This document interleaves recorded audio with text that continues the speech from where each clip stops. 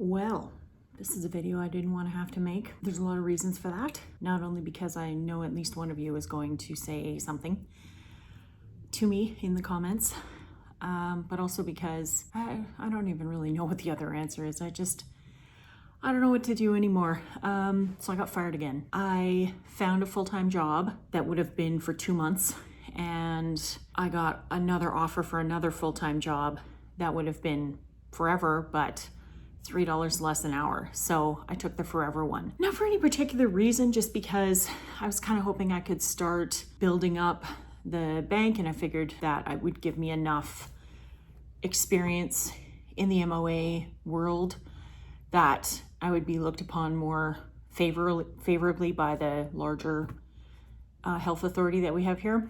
But I was initially hired for what they call switchboard. So basically just answering the phone, making appointments, booking people in, changing appointments when need be, reminders, which we do very few of, but they do happen, things like that. So pretty straightforward job. This place was really weird, or maybe where I worked before was weird, I don't know. But usually when it comes to medical offices, the medical office that I worked at a couple of months ago, the one that I quit to get this other full-time job, I was responsible for answering the phones, booking the appointments in the evening, although 98% of the phone calls were in the morning, and I missed all of those because I only worked evenings 4 days a week, and then early or later mornings all the way until the afternoon on the Friday, and that was it. Let's just move the microphone so it's pointing towards me. That would help. I'm amazing at this. So I had, what we were supposed to do was every time a patient would check in, keep an eye on the door, many of which we could not see from our desk. 2, actually. Well, 3 if you count the procedure room. And then once the previous patient was done, we would go in with our wipes and our gloves, and we would clean everything, throw things in the garbage that need to be in the garbage. Sharps were always taken care of for us. We were not to be touching sharps, period. And all of the doctors were amazing with that, so that's good. And then we would restock the rooms. I got into the habit of just doing it once a night rather than doing all 4 on a Friday, because there were some Fridays where it was insane. But anyway, so I touched a lot of like bodily fluids and other related things. But and whenever a patient needed to be put into a room, that was up to us. So we would say the person's name, say, okay, we're going to go into this room. And then we would answer any questions that they had, or if they needed blood pressure taken or height or weight. We would do all of those, and we would record them onto their record. And an eye test if it was for a driver's medical. So we did quite a bit. This new place that I got the permanent full-time position, the supposedly permanent full-time position, none of the doctors wanted us to room the patients. They all did that themselves. So they would come out, they would say the patient's first name, and the patient would walk back with them to the room, which I've never seen before. They also clean all their own rooms, which I also have never seen before. We're supposed to do that. Why are we not doing that? They had, technically what I was doing was switchboard, and they did have one full-time MOA in the back. So I think she was the one doing most of the cleaning. The doctors themselves did clean in cases when she wasn't around, or when she was busy or on the phone or whatever, which is fine. I mean, if that works, that works. That's perfect. But here's the thing. It was really inefficient the way that they did it. I like that the doctor comes out to get them. But when you have older doctors, so we had a situation where one of the patients was waiting for an hour and 35 minutes, well past the time that she was there, because the doctor really didn't know what he was doing with the computer and didn't refresh his screen. So he didn't see that we had booked her with 10 minutes left to go before the appointment was supposed to start, which happens. And so he never pulled her in. He pulled in all the other patients after her. And then she's like, I'm sorry, I'm really not trying to be a bad person here, but he's come out and grabbed other people that I know were booked after me. So why am I not going in? And so it took a while, and we finally figured it out. And that kind of thing happens, but it wouldn't have happened if they had MOAs rooming the patients, because we see that schedule. We know how to fix it. We know how to refresh it. We know what we're doing. And relying on a doctor who is a bit of a plebiscite can cause issues like this kind of thing. Does it happen a lot? No, in fact, hardly ever. But there are other strange things. And so I went from this practice of 4 doctors, where I was only ever working with 2 in any given shift, to this practice of 9 doctors, all of whom I would work with every single day. So that was way more than what I was prepared for. We were using the same software, so I thought that would be really easy. Like, I already know how to use it, although they use their software a far different way than we ever did. Like, they don't have individual cards to sign into their computers. They just sign in with their username and password, which just seems so weird to me. But anyway, they don't share exam rooms with anybody. They kind of have their own. And the building is kind of in a weird setup where there's a whole bunch of arms, and each one kind of has their own section with 1 or 2 rooms. And some of them have like 2 rooms on the left, and then a different doctor has 2 rooms on the right, but they're down the same arm. Anyway, I'm glad I was not responsible for them, because I never would have been able to figure it out. It's too much for my brain. Anyway, so what I was hired for was to just answer phones. We were kind of in a little back room close to the front, so we could see people and we could jump up and help if we needed, but far enough away that if we were really busy, all we had to do was just focus on answering the phone. Pretty easy. And so, to my knowledge, that's what I was hired for. That's what I can handle. So I was really excited. I was like, yay, we're going to be in a nice dark room. Once I get my flow going and I figure out exactly how it is that they use this software, then it'll be amazing. I will be, totally efficient. I'll be able to get everything done super quickly. I'm usually super accurate with that kind of stuff. It's going to be great. Well, about 2 weeks after I started, they fired the guy up front. He had a tendency to call in sick at least once a week, and they were sort of over that. So they just decided to get rid of him, which I completely understand, especially if he's within his 90-day, or was it a 6-month or a 3-month? I can't even remember now. That was only a couple weeks ago. I don't know. Anyway, so because of that, and because I already knew how to check people in because of my previous position, they told me I was going up front. And I warned the boss that it likely wasn't going to work well, because I'm still not used to the software. And I mean, being properly trained or not, I'm going to make mistakes until I figure out what it is with my brain that causes me to make those mistakes, so that I can, it takes time for me to fix those mistakes. People can yell at you any way they want, unless I get that actual moment to just sit there quietly and figure out what I've done wrong, I'm never going to be able to fix it. I was very clear about this, and we had one meeting and a whole bunch of internal messages sent saying, like, what the hell is this girl doing? Why is she booking me to the wrong doctor? And again, I did not do very much booking at the other job, the occasional rebooking or whatever. But again, there was only ever 2 doctors that I was working with on that day. So it was only 2 schedules versus the 9, plus the procedure room, plus dermatology, that I couldn't figure out how to navigate, because it was a really weird way you had to do it. You had to enter in the 2-digit or the 2 letters of their first and last name. If that was the one, there were others that had 5 digits, and some had 3, and some sounded like their name, and some were really weird. Some had numbers in them. And then the locums and the training doctors, and oh my God, it was nuts. Everything was everywhere, and I just did not feel like I had enough time to figure it out. So they were like, well, let me know if you need to be retrained. And I was like, well, it's not about being retrained. It's that me being up here and not being able to help somebody waiting to be checked in while I'm on the phone with someone else, specifically an elderly person who can't hear or has focusing problems or whatever. I'm finding it really hard to get things done in a quick manner. And I think either someone else needs to come up here and work with me so that they can do the checking in while I'm doing this, or not.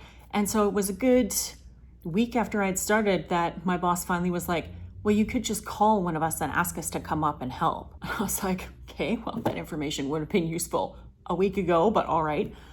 So I would send a message and be like, hey, can you come up here and help me? Like, I've got a lineup and I'm stuck on the phone. And, I hated doing it because they all have their own positions, and I know they didn't want to come up there. Not one of them likes working up there. And I also did not like working up there. Not that I had any horrible people, because I didn't. They were mostly really quite nice, actually. But I had sent an email to her because she had sent an email to me, my boss, saying this doctor, who was the head doctor of this practice, says that you shouldn't be making these mistakes, and that the other girl who trained you almost never makes a mistake, and we need to have that 100% accuracy, which was not communicated at any point that it needed to be 100% accurate. There's nothing in the job posting about that. There was no explanation about it during the interview. There was no even expectation set up that if you are not 100% perfect within a month, you're gone. So I didn't know. I really didn't know. And I didn't know what else to do, because I was like, well, I'm trying my best. Like, I think I have ADHD. I think I'm autistic. The people standing there and going, and getting frustrated and tapping on the counter just in case I didn't see them, or, you know, getting annoyed that I haven't acknowledged them even though I'm concentrating on what I'm saying to the person on the phone. It's too much for me. I can't handle all of that all at once, which is funny because I could be a 911 dispatcher, and I was really good at that job. I could easily take a phone call and dispatch something at the same time. I was so good at that, but I think it's because I wasn't looking at anybody. And when they're there and they could like reach forward and grab my hair and slam my head into the counter, there's a little bit of fear there. And there should be, because it's terrifying. And, you know, you shouldn't have to worry about that kind of thing. But that's what I worried about, because people are really unpredictable. I also didn't go a single day without anyone staring at my tits, but that's nothing new. It's just worse because it's always old men, and it's just... The job itself was fine. Most of my coworkers were fine. A couple of them turned into mean girls towards the end because they were so angry with the mistakes that I was making, but none of them would like come out and actually say like, hey, it seems like you're kind of struggling. Can I help? They would just get really angry, and we had a chat program, and they would just chat back and forth to each other about me. I know this because I saw some of the messages, and yeah, it wasn't a fit, which is funny because if I had been given enough time to figure it all out, it absolutely would have been a great fit. My boss even said, like, you're such a good fit for this company. You know, you get along well with others, you're doing really well with the customers, or with the patients, and, you know, you're super smart and, you know, very good at IT and all those things. So it's going to be great for us, but these mistakes have to stop. And I was like, I know, and I'm already like 80% better this week than I was last week. I just need a little more time. Well, the top doctor finally had enough. I was scheduled for a meeting the Monday after the Truth and Reconciliation Day. So September 30th is Truth and Reconciliation Day, and then that Tuesday, because it's a long weekend, was supposed to be my meeting. And what was supposed to happen was it was supposed to start at 10 o'clock, and I was supposed to go to her office and have a meeting with her, and just like, in my view, it was more about me just having a chat, being like what can we do to stop these errors? And I had a list of things that I thought I could do that would make things better, and I was ready to go through them all. I asked somebody to cover for me, and I went back there, and she was like, I'm not ready. And I was like, oh, well, our meeting was like 5 minutes ago. I've been waiting for you to come out and get me, and you haven't yet. And she's like, well, it's month end. And I was like, uh-huh. And she's like, yeah, I can't like just do that and then this, and then like we'll have to push it off till later. So I was like, all right, fine. She didn't send a cancellation request for the meeting. She didn't update the date or time until about 4 minutes before she was to take me in there. She didn't tell me that it was in there and ask me to accept it. She just kind of took one of the girls who had incidentally become a mean girl and then suddenly was all nice again on this very last day, because of course she tells everybody this person is being fired, just so you know, before it happens. So then everybody treats you differently, and they're all tiptoeing around you, and they want to talk to you because they don't want to engage you just in case something horrible happens. And it's actually a really humiliating way to do it. And so, yeah, she was really nice to me for the last time. She was like, oh, okay, I'm ready to cover for you. Like, how was your weekend? Like, things that she hadn't asked me in weeks, which I thought was really odd. And as soon as she did that, then I was like, I'm not even going to get a chance to explain anything, am I? Like, it's over, isn't it? And I went in there, and she just started like, this doctor said this, and she printed out all the emails that he had sent her. And they were all in landscape, even though they were portrait photos, because of course he is such a plebiscite that he can't forward an email to her. He just like or take screenshots and add it as he's a mess. He required a patient information sheet to be printed every single time a patient came in. I forgot that a lot because of the 9 doctors, only 2 wanted that. One of them was a really young doctor, and I'll never understand the point of that because everyone else would just type in their notes because, they're at a computer the whole time and they can keep the notes updated while the patient is there. But he prefers to write things on a piece of paper, and that's fine. But he also had a computer that was logged in with the same software we were using that he easily could have printed the paper out for. And one of the patients threw that paper in the trash because, according to him, the doctor never looks at it. And so I got blamed for that one. And I was like, no. The doctor did not ask him why he showed up without that paper. He just assumed I didn't print it.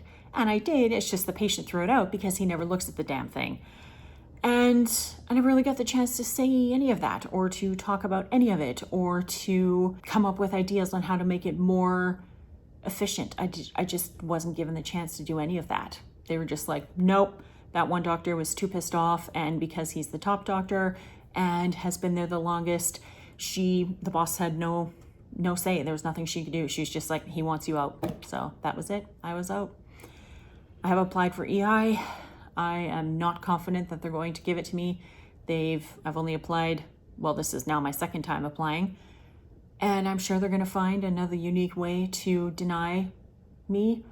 Even if they do, you only get 55% of what you were making, and I was only making $22 an hour.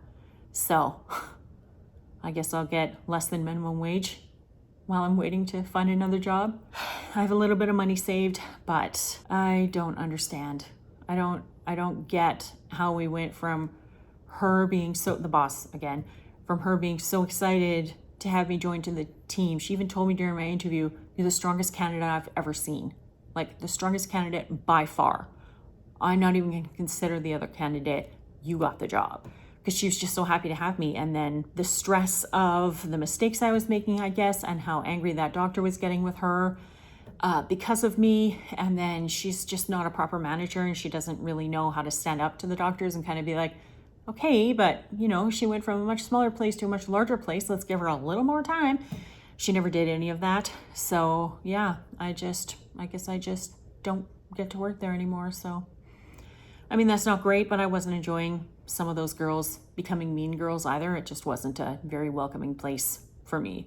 I was always really good with patients. I remain really good with patients, but yeah, just, I guess didn't work out. So what I have been doing is yet another craft. I taught myself how to sew. I found my grandpa's sewing machine that was bequeathed to me when he passed in my storage room. And so the day after they let me go, I was like, well, I do have all this fabric and I haven't done anything with it in probably 10, 15 years since the last time I tried sewing. I should try some stuff. So I did. I went to the remnant bin and got a couple of really cheap meters of fabric to see, because in Canada we use meters, so that I could see what I could make out of it. And I did a bunch of tutorials and printed off some tutorials. And so I've made that market bag, and then I've made this makeup bag and these 3 makeup bags, and then these are all small pencil cases, so they can maybe hold like 4 pens and pencils. They're very cute, and I love the elastic on them, the white elastic. They all have them. It's just hard to tell because they fit onto the front of a binder really well, and that way you don't have to, because like, I don't know about you guys, but when you use the rings to put your pen on, it never stays on properly. And I was always like getting paper clips and twisting them around the pen, trying to get it to stay, and then either the lid would pop off and the pen would just go away, or it would just slide out, or like it never worked properly. And of course you can't really use tape because then you have to undo the tape every single time, and then the tape gets dirty, and then you're always going through tape. It's just a terrible idea. So I really thought that these were an excellent idea. They are all tutorials, so if you want me to link them, I will. Yeah, I just thought they were absolutely adorable. And like, look at those patterns. I love Totoro, so cute.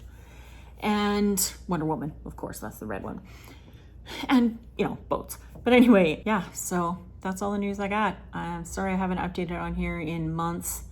I've kind of been struggling with figuring out where I want this channel to go, and I still don't know, but I do think I need to keep updating like this because more than 2 months, because it's good for me to get this information off my chest. It's good to read other people's opinions about what's going on, get different perspectives, and who knows, maybe I will find someone who will give me a chance work-wise. That's all I can ask for, you know? Anyway, I don't know how I'm going to pay my bills or anything like that. I've got a little bit of cash saved, so I'll live off of that for now. In the meantime, I'm checking the 3 main websites, well, technically 5, that we have that have jobs. Many of them will be more than a year for the hiring process because of security clearance issues, because Ottawa sucks. And one of the other ones might turn into another job, but it'll only be maybe $19 an hour. Just not great. But that one could end up getting me something a little bit better, which again is only another $5 an hour more. And I might have to do nights, which I don't think I can anymore. Where I live is way too loud during the day, especially with the restaurants around here and the enormous amount of traffic that they pull in, the music that's playing, the outdoor, the place across the street from me does this like temporary deck thing for about 6 months of the year, where he has heaters and whatnot outside. He uses like 5 parking spaces to be able to do it, and they people just hang out there and just get fucking slammed. Oh my god, they get so drunk and yell at each other and laugh at the top of their lungs, and it's a gay old party every Friday and Saturday. And then the place below me plays really loud music, especially on the weekends. So if I have to get up at 6 o'clock in the morning, they don't care. They're going to play the music until 10 no matter what. If I have to be at work by 6 or get up at 4 to be able to do that, because I usually have to get up at least 2 hours when I start that early, because I just cannot get going. I've always been a bit of a night owl. Like my friend who works the shift 3 p.m. to 3 a.m. That's perfect. I would love that. It's mid-afternoon. It's not during rush hour when you're going to work. When you leave, there's nobody on the road, or there shouldn't be, other than, you know, police officers and taxi drivers and whatever. And it allows me to stay up late, which I like doing. I've always liked that since I was a kid. Asked my mom how much fun she had trying to put me to bed. Oh, it was a nightmare. And yeah, I'm gonna keep going with the content on here. I'm really sorry that it's taken me this long. I'm amazed none of you have unsubbed, unless all of you have forgotten about me. And then when you see this, you're gonna be like, oh, I don't want to wait another month for this chick. And you're just gonna unsub anyway, and that's okay. You're allowed. You're totally allowed. Yeah, that's all I got for you. Thank you so much for hanging out, and I will talk to you soon. Sooner than last time, I promise.